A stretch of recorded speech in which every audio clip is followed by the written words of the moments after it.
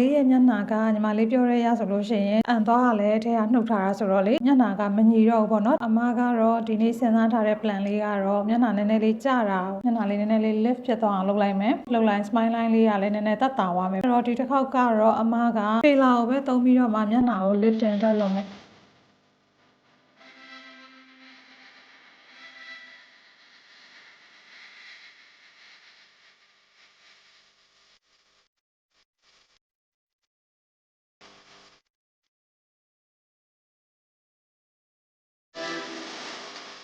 ဒီဆိုလို့ရှိရင် treatment လေးလုပ်ပြီးသွားပြီ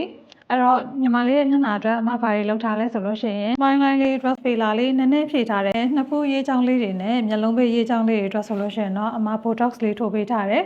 botox ရဲ့ effect ကတော့ချက်ချင်းသိတာမဟုတ်ဘူးနောက်ထပ်2ပတ်ကြာလို့ရှိရင်တော့ botox ရဲ့ effect လေးရမယ်အဲ့ဒီခါကြာလို့ရှိရင်တော့အမတို့မထိုးခင်နဲ့ထိုးပြီးဘယ်လိုကွာခြားသွားလဲဆိုတာလေးကိုနောက်ထပ်ဗီဒီယိုလေးမှာပြပေးသွားပါမယ်